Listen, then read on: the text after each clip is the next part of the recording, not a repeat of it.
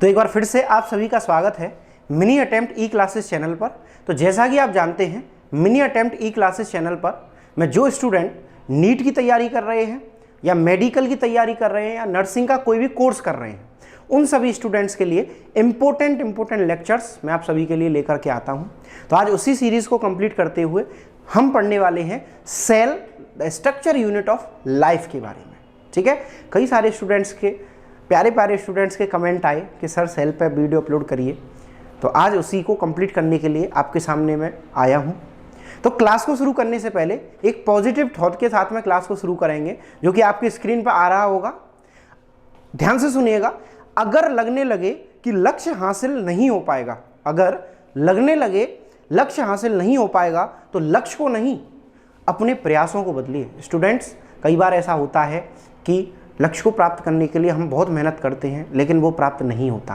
तो आपको लक्ष्य को नहीं बदलना है, हमें ये देखना है कि हमारे प्रयासों में कहाँ कमी रह गई और उस कमी को ख़त्म करके दोबारा से उस लक्ष्य के पीछे लग जाना है, अपने प्रयासों को बढ़ा देना है। तो चलिए क्लास को शुरू करते हैं।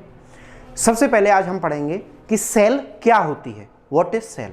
तो cell is the smallest structural and functional unit of life. जिस तरीके से किसी भी बिल्डिंग का निर्माण छोटी छोटी ईंटों से मिलकर के बना हुआ होता है, सेम उसी तरह से हमारा शरीर भी छोटी छोटी सेल्स से या स्मॉलेस्ट यूनिट सेल से मिलकर के बना हुआ है। अगर हम लेवल ऑफ ऑर्गेनाइजेशन को देखें तो सबसे पहले सेल का निर्माण होता है, सेल के बाद में टिश्यू बनते हैं। जब बहुत सारी सेल मिल जाती हैं तो टिश्यू का निर्माण होता है। जब बहुत सारे टिश्यू, एक ही फंक्शन वाले टिश्यू मिल जाते हैं तो ऑर्गन बनते हैं। उन ऑर्गन से फिर सिस्टम बनते हैं और सिस्टम से पूरी की पूरी बॉडी का निर्माण हो जाता है। ठीक है, इसीलिए सेल को सबसे छोटी संरचनात्मक एवं क्रियात्मक स्ट्रक्चरल एंड फंक्शनल यूनिट बोला गया है। अगर हम इसकी डिस्कवरी की बात करें तो सेल की सबसे पहले जो डिस्कवरी की थी वो रॉबर्ट हुक नाम के साइंटिस्ट ने की थी, जो कि कॉर्क में या डेड सेल हम कह सकते हैं, उसकी सबसे पहले खोज की।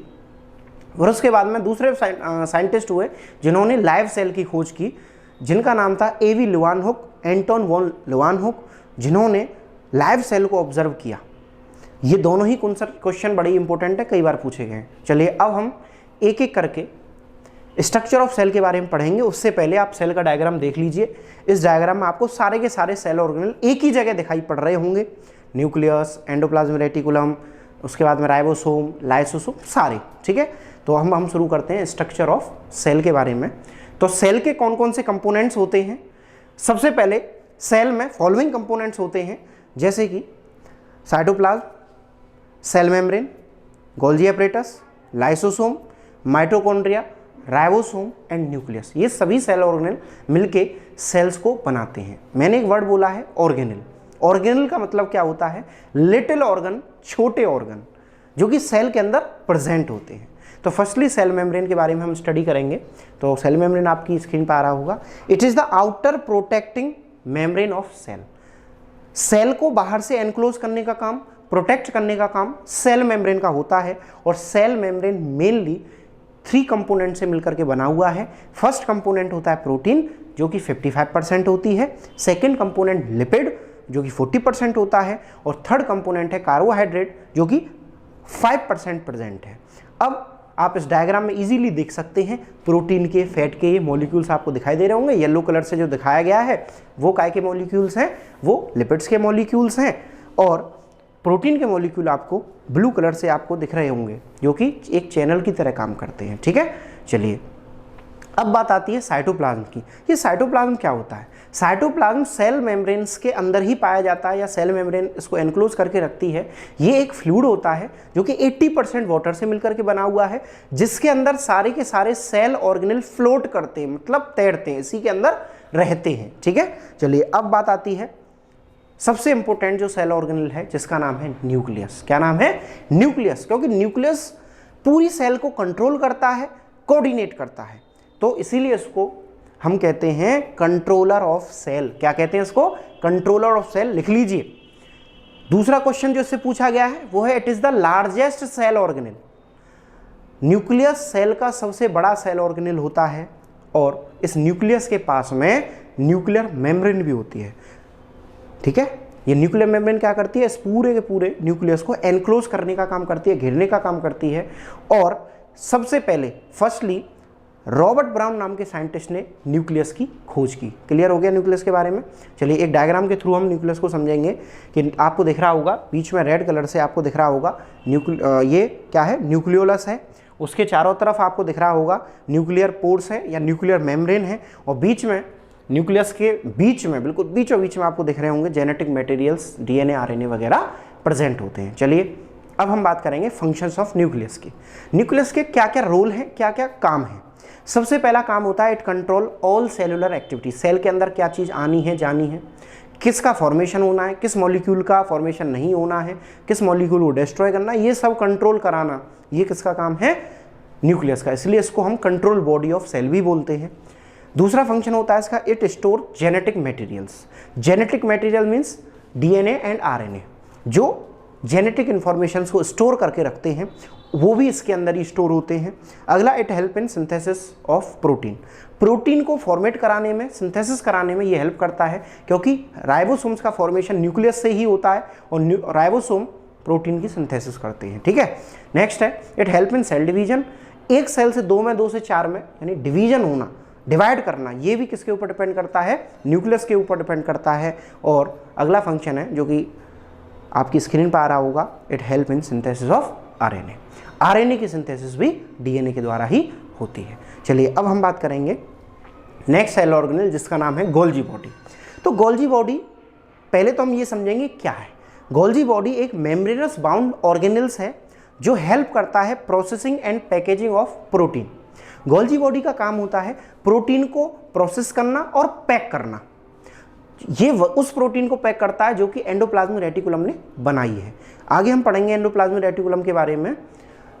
उससे पहले हम देखेंगे कि गोल्जी बॉडी को किसने डिस्कवर किया। तो सबसे पहले कैमिलियो गोल्जी नाम के साइंटिस्ट ने 1898 में सबसे पहले गोल्जी बॉडी को डिस्कवर किया। ठीक है, चलिए अब हम इसका डायग्राम देखते हैं। तो आपको डायग्राम में दिख रहा होगा ये एक मेम्ब्रेनस स्ट्रक्चर है जिसके अंदर कई सारे प्रोटीन की यूनिट्स पैक होती हैं, प्रोसेस होती हैं। चलिए अब हम देखेंगे अगला सेल ऑर्गेनेल जिसका नाम है ईआर, एंडोप्लाज्मिक रेटिकुलम, जो कि हमने अभी पढ़ा था कि एंडोप्लाज्मिक रेटिकुलम के द्वारा बनाई गई प्रोटीन ही गोल्जी बॉडी उसको पैक करता है। तो आपको बिल्कुल क्लियर हो गया होगा कि ये क्या करता है, प्रोटीन का सिंथेसिस करता है एंडोप्लाज्मिक रेटिकुलम। अब ये है क्या, it is the network of membrane inside the cell through which protein and other molecules move. ये एक मेम्ब्रेन का नेटवर्क लाइक स्ट्रक्चर है, वैक्यूल्स लाइक स्ट्रक्चर है जिसके अंदर ये प्रोटीन के मॉलिक्यूल्स फॉर्म होते हैं, मूव करते हैं। मेन इसका काम होता है ट्रांसपोर्टेशन का। वैसे प्रोटीन का जो बनाने का काम है वो राइबोसोम का है। अभी अभी मैंने जस्ट पहले कहा था आपको एंडोप्लाज्मिक रेटिकुलम प्रोटीन बनाता है, वो इसलिए कहा था क्योंकि राइबोसोम इसके ऊपर प्रेजेंट होते हैं। ठीक है, तो इसीलिए राइबोसोम प्रेजेंट और एब्सेंट के बेसिस पर ये दो तरह से बांटा गया है, एक स्मूथ एंडोप्लाज्मिक रेटिकुलम और एक रफ एंडोप्लाज्मिक रेटिकुलम। ठीक है, अब हम एक एक करके इनके बारे में पढ़ेंगे। सबसे पहले बात करेंगे रफ एंडोप्लाज्मिक रेटिकुलम की। रफ एंडोप्लाज्मिक रेटिकुलम होता क्या है, ये रफ एंडोप्लाज्मिक रेटिकुलम को रफ इसलिए कहा गया है क्योंकि रफ एंडोप्लाज्मिक रेटिकुलम के ऊपर राइबोसोम्स के मॉलिक्यूल्स पाए जाते हैं। क्या पाया जाता है, राइबोसोम्स के मॉलिक्यूल्स पाए जाते हैं। ये राइबोसोम्स क्या करते हैं, प्रोटीन का सिंथेसिस करते हैं। ठीक है, और राइबोसोम के मॉलिक्यूल प्रेजेंट होने की वजह से इसकी जो आउटर सरफेस होती है, नीचे आप डायग्राम में देख सकते हैं, इसकी जो आउटर सरफेस होती है वो रफ होती है, इसलिए इसको रफ एंडोप्लाज्मिक रेटिकुलम बोला गया है। ठीक है, अब बात आती है स्मूथ एंडोप्लाज्मिक रेटिकुलम की। तो स्मूथ एंडोप्लाज्मिक रेटिकुलम वो होता है जिसके ऊपर राइबोसोम नहीं होते, मीन्स एब्सेंट होते हैं, इसलिए इसकी जो सरफेस है वो एकदम स्मूथ होती है। दूसरा, अब बात आती है करता क्या है, तो it help in main synthesis of non proteinaceous substance. Rough वाला प्रोटीनियस सब्सटेंस यानी प्रोटीन बना रहा था, लेकिन ये नॉन प्रोटीनियस सब्सटेंस बनाता है जिनका प्रोटीन से कोई संबंध नहीं है, जैसे स्टेरॉइड, हार्मोन, कोलेस्ट्रॉल आदि। अगला, it also responsible for detoxification of toxic substance. जब सेल के अंदर कोई टॉक्सिक सब्सटेंस एंटर कर जाता है तो उसका डिटॉक्सिफिकेशन करने का भी काम कौन करेगा, यही करेगा। नेक्स्ट, स्मूथ एंडोप्लाज्मिक रेटिकुलम का आप डायग्राम देख सकते हैं। इसकी सरफेस पर आपको कोई भी रफ एंडोप्लाज्मिक रेटिकुलम की तरह कैसा भी मॉलिक्यूल राइबोसोम्स का प्रेजेंट नहीं होता है, आपको दिख रहा होगा। चलिए अब हम देखेंगे माइटोकॉन्ड्रिया के बारे में। माइटोकॉन्ड्रिया क्या होता है कि माइटोकॉन्ड्रिया को हम पावर हाउस ऑफ सेल कहते हैं। सबसे पहला क्वेश्चन जो पूछा गया है माइटोकॉन्ड्रिया से वो क्या है, power house of the cell. Power house क्यों कहते हैं माइटोकॉन्ड्रिया को, क्योंकि ये एटीपी को प्रोड्यूस करता है by the oxidation of protein, carbohydrate and lipids. Protein, carbohydrate और लिपिड के ऑक्सीडेशन के द्वारा ये क्या करता है, एटीपी को फॉर्मेट करता है। और सबसे पहले 1857 में एल्बर्ट बोन कॉलिकर नाम के वैज्ञानिक ने, नाम के साइंटिस्ट ने इसको सबसे पहले ऑब्जर्व किया, इसकी खोज की। आप नीचे देख सकते हैं, ये उसका डायग्राम बना हुआ है। चलिए उसके बाद में नेक्स्ट आते हैं लाइसोसोम पर। लाइसोसोम क्या होता है, लाइसोसोम को हम सुसाइडल बैग ऑफ सेल भी कहते हैं, क्योंकि इसके अंदर लाइसोजाइम नाम का एंजाइम होता है जो कि हाइड्रोलाइटिक एंजाइम होता है, जो किसी भी एबनॉर्मल मॉलिक्यूल को डिस्ट्रॉय करने के काम में आता है। ठीक है, चलिए उसके बाद में नेक्स्ट अब आता है राइबोसोम। राइबोसोम क्या होते हैं, ये मेम्ब्रेनस लेस ऑर्गेनल्स होते हैं, इनमें कोई भी मेम्ब्रेन्स प्रेजेंट नहीं होती। ये लगभग 65% आरएनए और 35% प्रोटीन से मिलकर के बना हुआ है, इसके अंदर ये प्रेजेंट होते हैं और इसको हम प्रोटीन फैक्ट्री ऑफ सेल के नाम से जानते हैं। किस नाम से जानते हैं, प्रोटीन फैक्ट्री ऑफ सेल। तो इसी के साथ में आज का टॉपिक कंप्लीट हुआ। अगर आपको ये लेक्चर अच्छा लगा हो, अगर आपको ये वीडियो अच्छी लगी हो तो लाइक करें, शेयर करें, सब्सक्राइब करें और अपने दोस्तों के साथ में ज़्यादा से ज़्यादा शेयर करें, जिससे उनको भी बेनिफिट हो सके।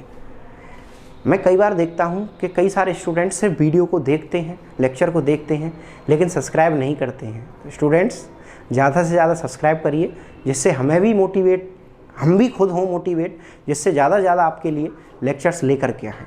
ठीक है, तो अपने दोस्तों के साथ शेयर करिए और मिनी अटेम्प्ट ई क्लासेस चैनल को सब्सक्राइब करें और बेल आइकन को ज़रूर दबाएं, जिससे लेटेस्ट नोटिफिकेशन जो भी मैं वीडियो यहाँ से अपलोड करूँ आपको तुरंत मिल सके। Thank you.